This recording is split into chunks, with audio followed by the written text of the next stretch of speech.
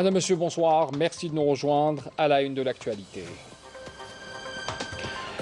Le Moudjahed et ancien président de l'Assemblée populaire nationale, Saïd Bouhadja, décédé hier à l'aube à l'âge de 82 ans, a été inhumé au cimetière d'El Alia, décédé donc aujourd'hui à l'aube à Alger en présence de hauts cadres de la nation.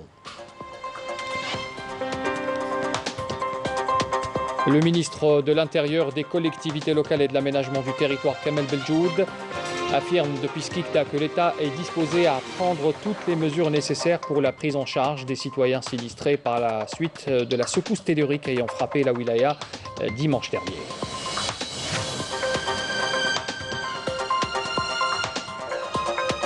Le ministère de la Défense nationale publie ce mercredi un bilan des opérations des unités de l'armée nationale populaire à travers le territoire national durant la période du 18 au 24 novembre.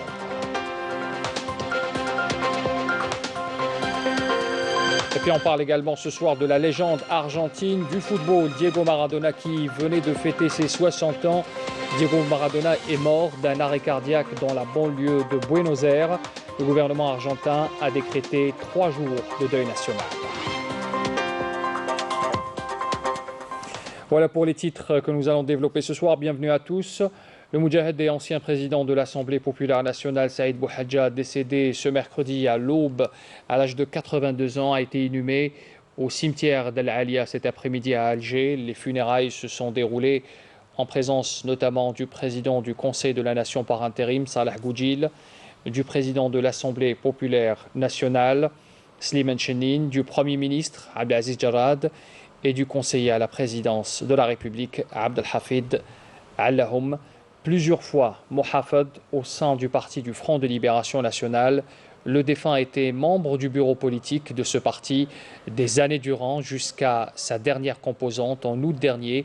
Il a été député du FLN de 1997 à 2002 avant d'être élu président de l'APN en 2017.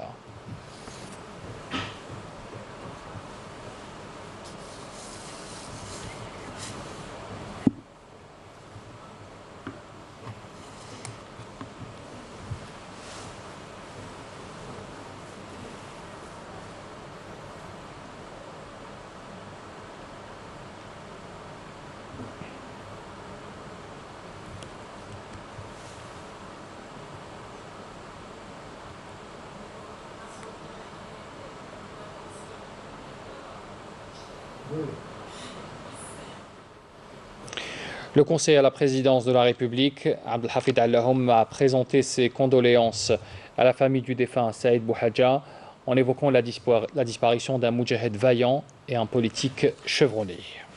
Le président du Conseil de la Nation par intérim, Salah Goudjil, avait salué également dans un message de condoléances adressé à la famille du défunt les qualités humaines du défunt, ce nationaliste sincère et jaloux de sa patrie, des qualités qui l'ont caractérisé tout au long de sa vie.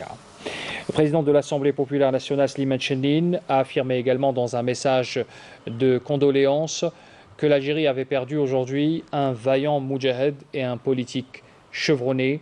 Slimane Chennine avait adressé ce message à la famille du défunt, priant Dieu le Tout-Puissant de l'accueillir en son vaste paradis. Les condoléances également du Premier ministre Abdelaziz Jarrad. Nous avons perdu le moudjahed et ancien président de l'APN, Saïd Bouhadja, parti après un riche parcours de militant qu'il a entamé avec la guerre de libération nationale et poursuivi lors du pluralisme politique durant lequel il fut acteur et témoin d'événements marquants, écrit encore Abdelaziz Jarrad dans un post publié sur sa page Facebook.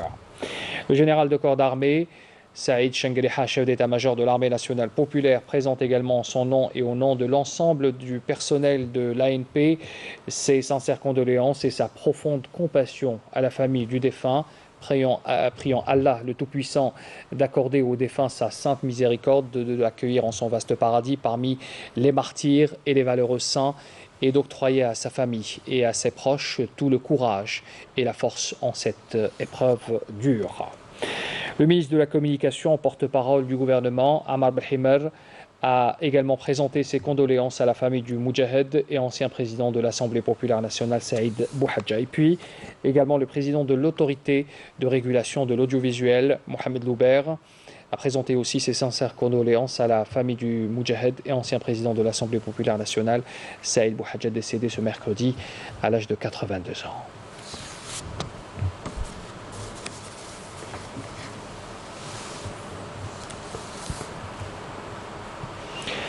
Au Conseil de la Nation, le ministre de la Justice, garde des Sceaux, Belkacem Zermati, a présenté ce mercredi le projet de loi relatif à la protection et à la lutte contre les crimes d'enlèvement devant les membres du Conseil de la Nation, et ce lors d'une plénière présidée par Salah Goudjil, président par intérim du Conseil, en présence bien sûr de Zermati, qui a affirmé aussi dans ce cadre que ce texte de loi vise à adapter la législation nationale au développement du crime sous toutes ses formes, soulignant que les crimes d'enlèvement est un phénomène étranger à notre société et contraire à nos valeurs et figure parmi les crimes les plus dangereux auxquels fait face le monde aujourd'hui. Puis sachez que sous la supervision de Salah Goudjil, président du Conseil de la Nation par intérim, le Conseil de la Nation vient d'éditer sa revue, la revue que vous voyez donc sur cette image. Alors, la revue du Conseil de la Nation qui est consacrée au projet de révision de la Constitution, c'est donc un numéro qui vient d'être édité. Ajoutez à cela un numéro spécial qui a été édité également par le Conseil de la Nation, qui est consacré à l'opération référendaire qui a été donc accomplie le 1er novembre dernier et qui avait concerné ce projet pour la révision de la Constitution adoptée par voie référendaire par le peuple algérien. Dans l'actualité également, le Premier ministre Abdelaziz Jarrad a présidé ce mercredi une réunion du gouvernement qui s'est déroulée par visioconférence. Conformément à l'ordre du jour, les membres du gouvernement ont examiné 4 projets de décrets exécutifs présentés par les ministres des Finances, de l'enseignement supérieur et de la recherche scientifique, ainsi que de la formation et de l'enseignement supérieur, l'enseignement professionnel, pardon. En outre, 2 communications ont été présentées par le ministre du Travail, de l'Emploi et de la Sécurité sociale, ainsi que le ministre délégué auprès du Premier ministre chargé de la prospective. Premièrement, le gouvernement avait entendu d'abord un exposé présenté par le ministre relatif à 2 projets de décrets exécutifs fixant les conditions et les modalités du mouvement de crédit, ainsi que les modalités de leur mise en œuvre, ainsi que les conditions de réemploi des crédits annulés. Le gouvernement a entendu aussi un exposé présenté par le ministre de l'Enseignement supérieur de la recherche scientifique relatif au projet de décret exécutif portant plan de développement pluriannuel donc, pour la mise en œuvre des programmes nationaux de recherche scientifique et de développement technologique. Le gouvernement a entendu aussi un exposé présenté par le ministre de la Formation et de l'Enseignement professionnel relatif au projet de décret exécutif modifiant et complétant le décret numéro 09-316 daté du 6 octobre 2009 fixant le statut de l'Institut national de la formation et de l'enseignement professionnel. Le gouvernement a entendu aussi une communication présentée par le ministre du Travail, de l'Emploi et de la Sécurité sociale pour l'évaluation des impacts du coronavirus sur le monde du travail. Et puis enfin, le gouvernement a entendu également une communication du ministre délégué auprès du Premier ministre chargé de la prospective sur le suivi régulier de la mise en œuvre du plan de relance économique. Pour revenir en détail sur le contenu de cette réunion du gouvernement de ce mercredi, on écoute le ministre de la Communication, porte-parole du gouvernement, Ammar Belhimadra. استهل مجلس الحكومة شغاله بتقديم وزير المالية مشروع مرسومين تنفيذيين يحددان الأول شروط إعادة استعمال الاعتمادات الملغاة، والثاني شروط وكيفيات حركة الاعتمادات المالية وكذا كيفيات تنفيذها. للتذكير فإن إعادة استعمال الاعتمادات الملغاة منصوص عليها بموجب المادة 26 من القانون العضوي المتعلق بقوانين المالية. يقترح الإجراء من طرف الوزير المكلف بالميزانية وينفذ بموجب مرسوم معدل لتوزيع الاعتمادات ما بين البرامج في الفترة الممتدة من شهر أبريل إلى شهر سبتمبر. الهدف المرجو هنا هو الحد من اختلال التوازنات فيما يخص الميزانية العامة للدولة واستعمال أفضل للاعتمادات المالية المبرمجة وضمان أكثر مرونة في تسيير وتنفيذ هذه الاعتمادات. النظام الجديد متمحور حول مفهوم النتائج ويمنح حرية أوسع للمسيرين فيما يخص شروط وكيفيات حركة الاعتمادات المالية وكذا تنفيذها، فهي تتلخص في إعطاء الآمر بالصرف حرية استعمالها وتعديل توزيعها خلال السنة المالية. وتشمل العملية الأبواب والبرامج الفرعية داخل حدود الاعتمادات المالية المتوفرة دون المساس بديمومة التغطية المالية. كما يتم تحريك الاعتمادات دون أن تؤدي إلى خلق أعباء مالية إضافية بعنوان السنة الجارية أو السنوات القادمة. ثانيا، قدم وزير التعليم العالي والبحث العلمي مشروع مرسوم تنفيذي يتضمن مخطط تطوير متعدد السنوات لتنفيذ البرامج الوطنية للبحث العلمي والتطوير التكنولوجي.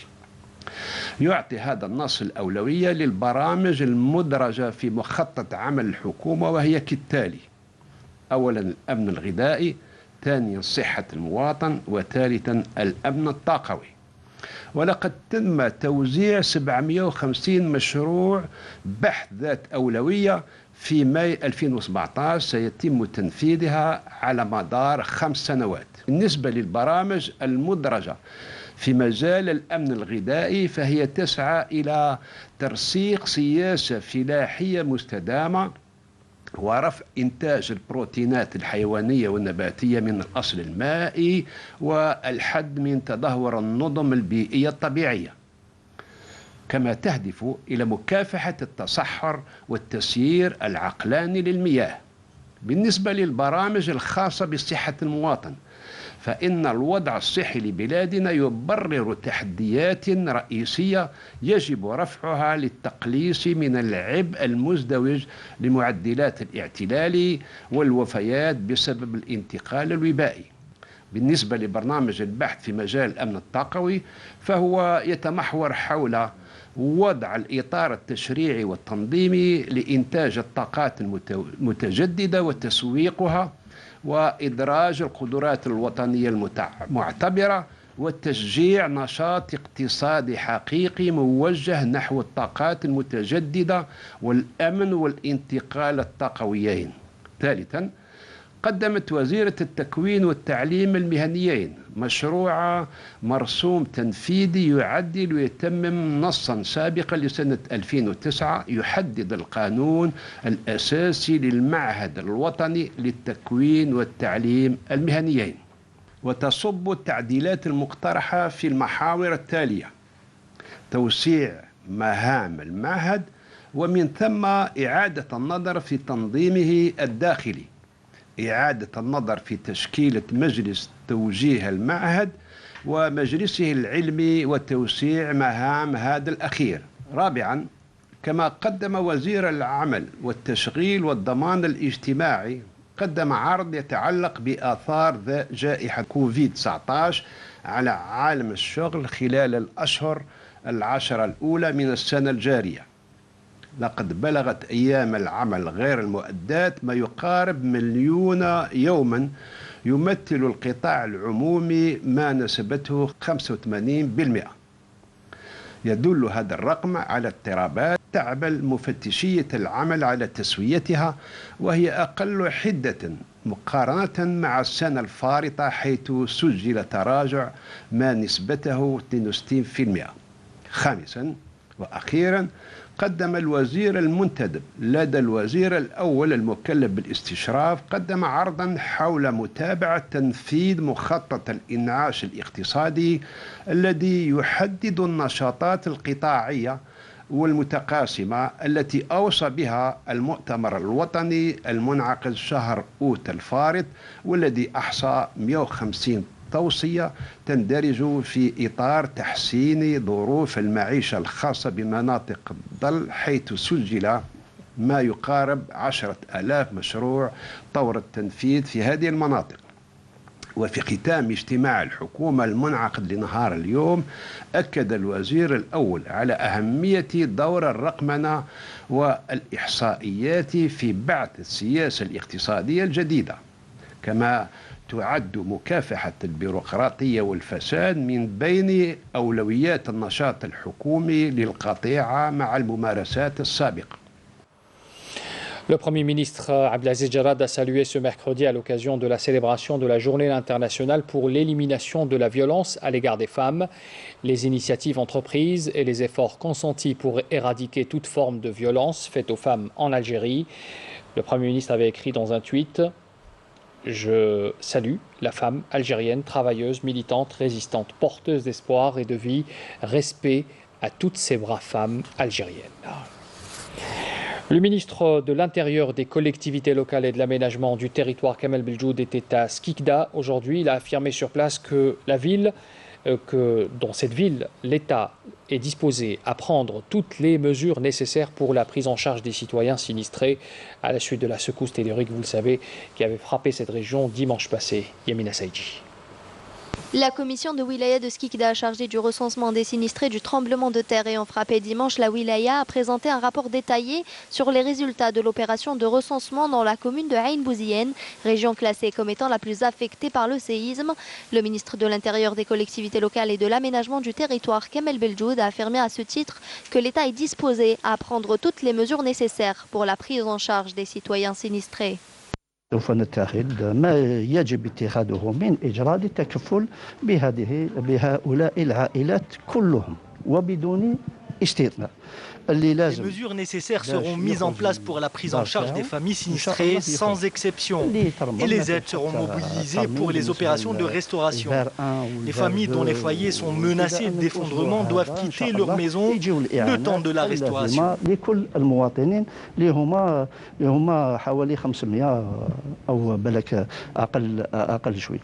Sur place, le ministre de l'Intérieur a effectué une visite d'inspection dans les maisons les plus affectées par ce séisme et par la même occasion, il a écouté les préoccupations des habitants.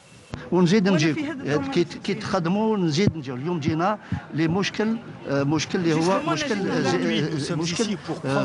مخلفات الزلزال نبقى في مخلفات الزلزال والسيد الوالي راهو هنا ان شاء الله يرافقكم ان شاء الله. Le ministre a inspecté le collège Mohamed Souaba dans la commune d'El Harrouch et a constaté l'ampleur des dégâts causés par le séisme au niveau des murs et des toits de l'établissement, ayant imposé sa fermeture temporaire en attendant l'avis technique du CTC.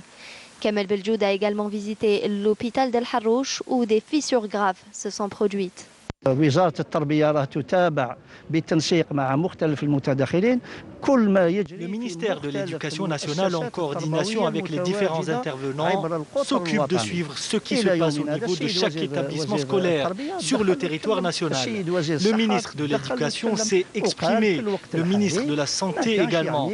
S'il y a des mesures à prendre, elles seront prises en temps voulu. إذا الأمور تتواصل إن شاء الله. إذا كانت أمور اللي لازم يتخذ فيها إجراءات في وقتها إن شاء الله. Pour rappel, un tremblement de terre d'une magnitude de 5,2 sur l'échelle Richter avait été enregistré dimanche à Skikda et dont l'épicentre était localisé à 12 km au sud-ouest d'El Harrouch. Le séisme a été suivi par 4 répliques, dont la dernière a eu lieu mardi. Le ministère de la Défense nationale publie ce mercredi un bilan des opérations des unités de l'armée nationale à travers tout le territoire durant la période du 18 au 24 novembre. On y apprend notamment une saisie importante de 10 quintaux de kifs traités introduites via des frontières avec le Maroc. Mounana Walhamoudi. Dans le cadre de la lutte contre la criminalité organisée et en continuité des efforts intenses visant à contrecarrer le phénomène du narcotrafic dans notre pays, des détachements combinés de l'armée nationale populaire ont arrêté, en coordination avec les différents services de sécurité, 13 narcotrafiquants et saisi lors d'opérations distinctes d'énormes quantités de kifs traités s'élevant à 10 quintaux et près de 95 kg ayant été introduites via les frontières avec le Maroc. À ce titre, les services de la gendarmerie nationale et des gardes frontières ont saisi 8 quintaux et 1 kg de kifs traités dans diverses opérations NAMA, alors que 4 narcotrafiquants ont été arrêtés et près de 146 kg de la même substance et 330 g de cocaïne ont été saisis lors d'autres opérations menées à Tlemcen. Dans le même sillage, 9 narcotrafiquants ont été appréhendés, 148,3 kg de kiff traité et 4 686 comprimés psychotropes ont été saisis lors d'opérations distinctes menées à Tipaza, Boumerdez, Guelma, Tarf, Skikda, Oran, Ain Temouchent, Biskra et Tébessa. D'autre part, des détachements de l'armée nationale populaire ont intercepté à Tamanrasset, Ain Gizam, Bourj-Badji Mokhtar, Janet et Ain Aminas 112 individus et saisi 6 camions, 9 véhicules, 98 groupes électrogènes, 65 marteaux-piqueurs, 5 détecteurs de métaux, 540 sacs contenant un mélange de pierre et d'or brut, 17 tubes de mercure ainsi que des outils de détonation et autres équipements utilisés dans des opérations d'orpaillage illicite en su de 14,7 tonnes de denrées alimentaires destinées à la contrebande. D'autre part, les services de la gendarmerie nationale ont arrêté 15 individus et saisi 19 armes à feu et 52 550 unités de tabac lors d'opérations distinctes menées à Guelma, Chlef, Béjaïa, Msila, Constantine, Ourgla, Ain Defla, Tebessa, Lrouat, Naama et Tlemcen. De même, des tentatives de contrebande de grandes quantités de carburant s'élevant à 40 960 litres ont été déjouées à Tébessa, Tarf, Soukharas et Bourj-Badji Mokhtar. Dans un autre contexte, les gardes-côtes et les services de la gendarmerie nationale ont réussi à mettre en échec des tentatives d'émigration clandestine et ont procédé au sauvetage de 112 individus à bord d'embarcations de construction artisanale à Oran, à Temouchent, Mstranem et Tlemcen, alors que 67 immigrants clandestins de différentes nationalités ont été arrêtés à Tlemcen, Adrar, El Oued, Tarf, Ghardaya et Tébessa. Dans l'actualité également, la tenue d'une assemblée lors de laquelle a été annoncée la création du réseau des journalistes algériens qui sont au soutien à la cause sahraoui. Le réseau a pour objectif davantage de médiatiser la cause sahraoui et le combat du peuple, notamment en cette phase marquée par la transgression et cette agression surtout du Maroc dans la région d'Al-Galgarat et la violation du cessez-le-feu. Couverture, Nakhla Al-Arbi. Depuis quelques jours, soit depuis la violation de l'accord de cessez-le-feu et l'agression au niveau d'El Galgarat, l'occupant marocain mène sur la toile notamment une véritable campagne de désinformation médiatique. Les membres du réseau des journalistes algériens de soutien à la lutte du peuple sahraoui pour l'indépendance, créé officiellement aujourd'hui, estiment qu'il est urgent de réhabiliter la vérité et de mettre à nu les exactions commises par le régime de Rabat contre les civils sahraouis. Cette offensive à travers la toile ou à travers les médias qui sont carrément dans le mensonge et la désinformation, justement pour occulter le combat des Sahraouis ou bien toucher à la légitimité du combat des Sahraouis. Aujourd'hui, cette association se fixe un rôle, c'est celui de contrer cette offensive et de réhabiliter la vérité. La mission principale aujourd'hui, c'est lutter,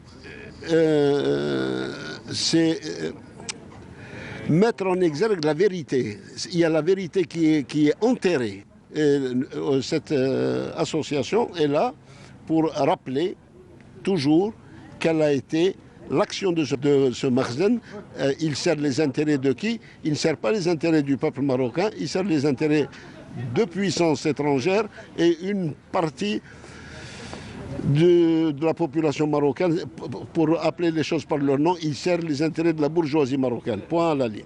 Le directeur général de l'Institut national d'études de stratégie globale a souligné l'importance d'apporter des éclairages historiques, ajoutant que l'agression marocaine contre les civils sahraouis ne sert pas les intérêts du peuple marocain, pas plus qu'elle ne sert le Maroc. Est-ce que cette action sert le Maghreb? Non. C'est une action qui divise la région, c'est une action qui déstabilise la région. Il faudrait apporter tous les éclairages nécessaires pour que les citoyens de notre région soient au fait de la situation. L'Assemblée constituante convoquée aujourd'hui marque la naissance officielle d'une association créée en 2015 suite à la mobilisation des journalistes algériens en soutien aux militants des droits de l'homme sahraouis victimes de violences dans les territoires sahraouis occupés. Un groupe de journalistes avait créé ce qu'on appelait à l'époque le Club Tifeliti. Le Club Tifeliti, c'est plusieurs journalistes de différents médias, donc privés, indépendants et publics, qui ont décidé à un certain moment vu qu'ils s'intéressaient beaucoup à la cause sahraoui, de se mettre ensemble et de pouvoir activer, être en contact beaucoup avec des journalistes à l'étranger. Il s'avère que l'Algérie est le pays qui est en quelque sorte la tribune médiatique du peuple sahraoui, de sa cause. Donc il était important que des journalistes puissent s'organiser pour donner encore plus de qualité justement à cette médiatisation. Donc ce qui s'est fait pendant un certain moment à travers le club Tiferet, et maintenant nous sommes passés à une nouvelle phase. L'intérêt aujourd'hui, c'est juste pour avoir un cachet officiel vis-à-vis des autorités pour organiser des réunions et le dire haut et fort notre position par rapport à la lutte des chefs sahraouis, du peuple sahraoui. La création officielle du réseau des journalistes algériens de soutien à la lutte du peuple sahraoui pour l'indépendance vient à point nommé pour faire connaître la cause sahraoui et par là même faire face et contrer la campagne de médiatisation mensongère menée par le régime marocain. Je les en félicite. L'autre objectif de cette organisation algérienne non gouvernementale est de fédérer les actions, notamment au plan international, et d'exploiter tous les supports médiatiques pour briser le blackout imposé par Rabat et faire connaître la lutte légitime d'un peuple pour son autodétermination et son indépendance. Retenez cette information également, la Cour de cassation du Maroc a confirmé ce mercredi les lourdes peines prononcées en 2017 déjà contre 19 militants sahraouis arbitrairement emprisonnés dans le cadre de l'affaire de Gdei Mizik.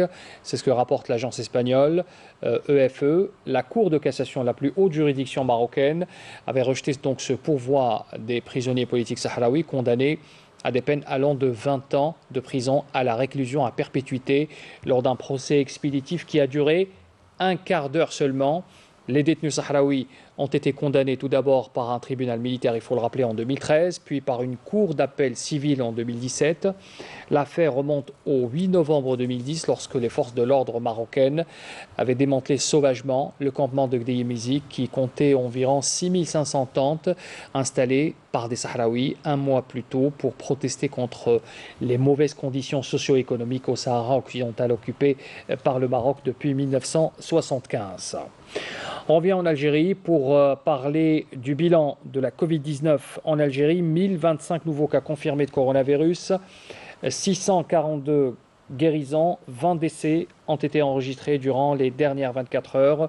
C'est un bilan qui a été donc rendu public cet après-midi par le porte-parole du comité scientifique de suivi de l'évolution de la pandémie du coronavirus, le docteur Djamel Fouhar. On parle également ce soir de cet infosport. Le président de la Fédération internationale de football, Gianni Infantino, qui a fait savoir que 22 pays, dont l'Algérie, se sont inscrits pour prendre part à la Coupe arabe des nations prévue au Qatar.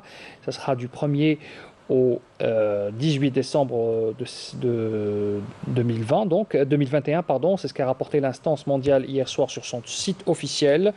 Alors les 22 équipes participantes sont l'Algérie, l'Égypte, le Maroc, la Tunisie, l'Arabie Saoudite, le Bahreïn, les Comores plutôt, Djibouti, Émirats Arabes Unis, Irak, Jordanie, Koweït, Liban, Libye, Mauritanie, Oman, Palestine, Qatar, Somalie, Soudan, Syrie et enfin le Yémen également.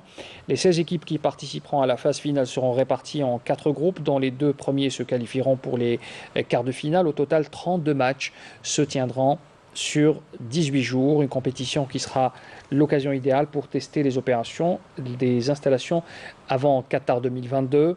La Coupe arabe se déroulera dans les mêmes créneaux horaires que la Coupe du Monde.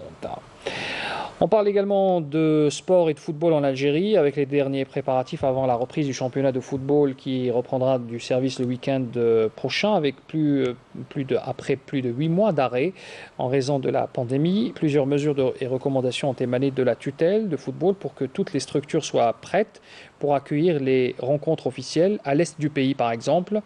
Les dernières réserves ont été levées à Constantine notamment.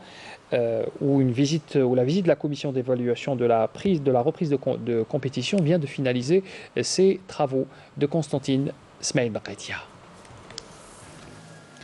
La reprise du championnat de football de Ligue 1 professionnelle est dictée par une batterie de mesures sanitaires visant à protéger les acteurs de la balle ronde lors du déroulement des rencontres officielles. Tout semble fin prêt pour le retour à la compétition dès ce week-end. On a fait une réunion hier au siège de la Fédération algérienne de football sous la responsabilité du président de la Ligue nationale et du secrétaire général, M. Saad. Et toutes les questions ont été posées. Il va y avoir un petit manuscrit qui va être transmis au club ultérieurement, c'est-à-dire aujourd'hui ou demain ou plus tard, pour leur donner les dernières instructions pour la reprise du championnat. Je pense que tout est prêt pour la reprise du championnat sur le plan sanitaire. La seule chose que je demande au club, c'est respecter le protocole sanitaire et ça ne demande pas grand-chose. À l'est du pays, deux stades, celui de Ben Abdelmal Karamdan à Constantine et celui de Ain Mlila, ont reçu la visite de la commission chargée de l'évaluation de ces mesures. C'est la troisième visite au niveau du stade. Alors toutes les recommandations qui ont été prises dans les deux dernières visites ont été prises en considération par les responsables du stade et surtout par les gens du CSC Constantine en la personne de M. Medjouj qui a pris les points qu'on a discutés dans les deux premières visites et toutes les recommandations et toutes les réserves ont été levées pour la reprise du championnat. ملعب عين مليلة أنا نقدر نقول لك تحفة فنية رائعة جدا من كل النواحي من ناحية غرف تغيير الملابس من ناحية الميدان اللي هو جودة عالية جدا. Le football sera donc de retour dès ce samedi, mais sans le 12e homme qui devra attendre la fin de la pandémie. Et le football mondial est en deuil. Ce mercredi, la légende argentine du football, Diego Maradona, qui venait de fêter ses 60 ans, est mort aujourd'hui d'un arrêt cardiaque dans la banlieue de Buenos Aires. Le champion du monde de 1986, l'un des meilleurs joueurs de l'histoire du football, avait été opéré début novembre d'un hématome à la tête et se trouvait depuis en convalescence dans sa résidence. Suite au décès de Diego Maradona, le gouvernement argentin a décrété 3 jours de deuil national. On fait le portrait de ce génie du football avec Riyad Belkhadim. Il a gagné. Ces mots sont del Pibe del Oro, un mondial de haute volée avec l'équipe d'Argentine. Il sera décisif avec l'Albiceleste à 10 reprises avec 5 buts et 5 passes décisives et tout cela en 7 rencontres. Mais c'est surtout son match contre l'Angleterre en quart de finale qui forgera la légende. Dans ce duel rendu bouillant par l'affrontement de deux pays au Malouine, le malicieux Maradona marquera d'abord de la main, geste qu'il qualifiera plus tard de main de Dieu, avant de dribbler victorieusement toute l'équipe adverse. Ce but a d'ailleurs été consacré comme le plus beau but du XXe siècle par la FIFA en 2002.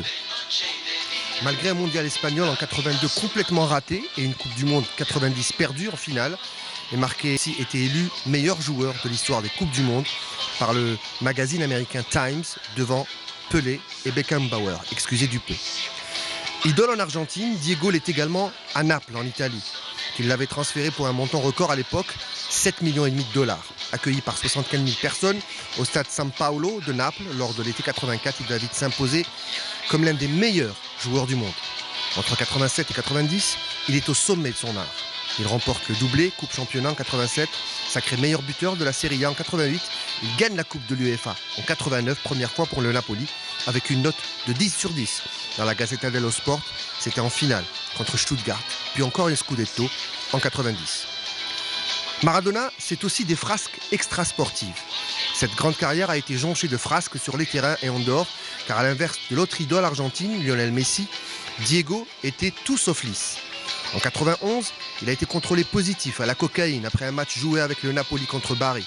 Suspendu 15 mois, il rentre en Argentine où il écope de 14 mois de prison avec sursis pour possession de drogue. Lors d'un contrôle de police, quelques semaines plus tard, à 34 ans, il a encore été contrôlé positif à plusieurs types d'éphédrine, une substance de dopage cette fois-ci, à l'occasion d'un Argentine-Nigeria. C'était lors du Mondial 94. En fin de carrière, Maradona ne sera toujours pas calmé. Lassé par des journalistes, en février 1994, il les menace avec une carabine à air comprimé, ce qui lui vaudra 2 ans de prison avec sursis. Passé aux côtés d'hommes politiques sud-américains, sa fin de vie était aux côtés de personnages symboliques et emblématiques comme Castro, Morales ou Chavez. Sa retraite fut très engagée auprès de peuples opprimés.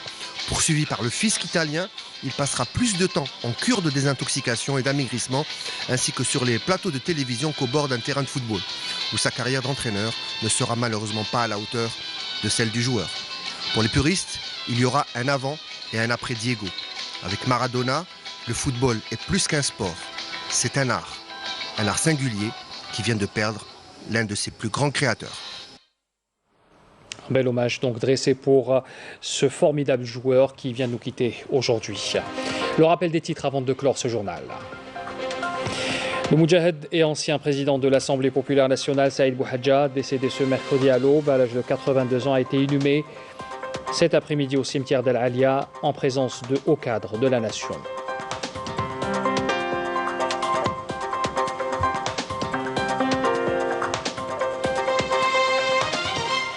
Le ministre de l'Intérieur, des collectivités locales et de l'aménagement du territoire, Kamel Beljoud, a affirmé à Skikda que l'État est disposé à prendre toutes les mesures nécessaires pour la prise en charge des citoyens sinistrés à la suite de la secousse tellurique ayant frappé la wilaya dimanche dernier.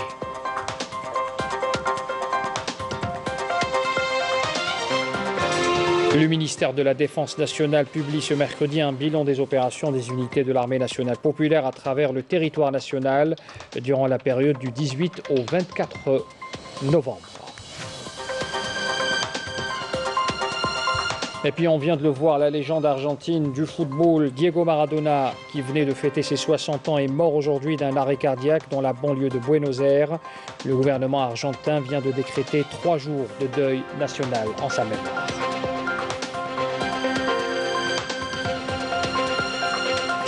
C'est la fin de ce journal. Merci de l'avoir suivi. Je vous souhaite une excellente soirée. Et puis pour les éditions de l'Info, retrouvez dès demain Sabrina Rouabah et Kamel Souik pour les éditions du week-end. Je vous retrouve pour ma part dimanche prochain.